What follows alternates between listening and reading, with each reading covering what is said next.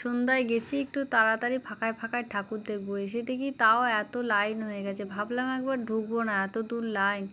তো আমার মেয়ে বলছে, মা চলো চলো, লাইন তাড়াতাড়ি ফাঁকা হয়ে যাচ্ছে।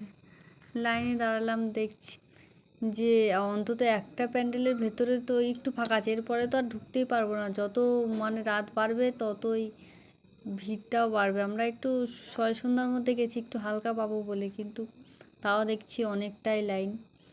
এখন এই পর্যন্ত তাও অনেকটাই এগিয়ে এসেছি, বেশি না। এখানে তাও অনেকগুলো করে লোকই একসাথে ঢোকাচ্ছিলো, একসাথে 20-25 জন করে ঢোকাচ্ছিলো, আবার ওই উল্টো পিঠ দিয়ে বেরিয়ে যাচ্ছিলাম। কিন্তু এত মনোরম, এত একটা শান্ত, এত একটা এটা কি বলবো, এটা একটা গ্রামের পরিবেশও নয়, শহরেরও নয়, শুধু পাখি আর পাখি পাখি আর এটা আমি বুঝতে মাথায় ঢুকছে না কীরকম পরিবেশ। যতই তুমি হইচই লোক বেশি হোক না কেন, ওখানে গেলে সারা রাতটাই কেটে যাবে। এত সুন্দর, শুধু চারিদিকে শুধু শুধু পাখি আর পাখি আর প্রকৃতির সমস্ত জিনিসপত্র। মাটির হাঁড়ি ছিল আর খড়কুটো ছিল, খড় ছিল, আর ছোটো ছোটো এই যে এগুলো বাঁশেরই বেত বোধ হয় এগুলো। আর এই পাখিগুলো ছিল শোলার, সব ওই ঝুড়ি, এই সরু সরু বেতেরই ঝুড়িগুলো ছিল। আর বেশিরভাগটাই সব খড় আর মাটির জিনিস দিয়ে সব তৈরি হয়েছে।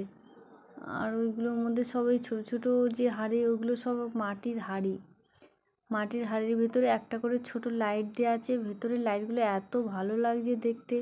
আর প্রত্যেকটা হাঁড়ির ভেতর থেকে যেন একটা করে পাখির ডাক শোনা যাচ্ছে, নানান রকম পাখির ডাক,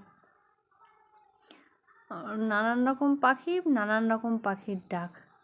এই যে মাটির পাখিগুলো খাঁচায় শুধু রেখেছে, শুধু পাখি পাখি ছাড়া অন্য কোনো প্রাণী ছিল না। পাখির এই যে খাবার, জল, কাকাতুয়া, শালিক, কাক, টিয়া, এই যে ময়ূর, চড়ুই পাখি, সব ধরনেরই পাখি। আবার উপরে কিছু পাখি করেছে সুতোর সাহায্যে টানানো আছে, এইগুলো একদম নিচের দিকে, তার উপরটা আবার ওই হাড়ির ভেতরে। আর এইগুলো আবার কি একটা কাটিং করেছে বুঝতে পারছি না, তবে সব দিক মিলিয়ে বেশ ভালোই লাগছিলো। এই হচ্ছে মূর্তিটা, এগুলো সব খড় দিয়ে পাকিয়ে পাকিয়ে সুতলি দিয়ে বেঁধে করেছে। ঠাকুরটা মাটিরই ছিল, মাটির মূর্তি। ঠাকুরটা বেশ ছোটোখাটো ছিল। আর প্যান্ডেলটাও উপরটা প্যান্ডেলটা এইগুলো সব খড় দিয়ে করেছে এই প্যান্ডেল।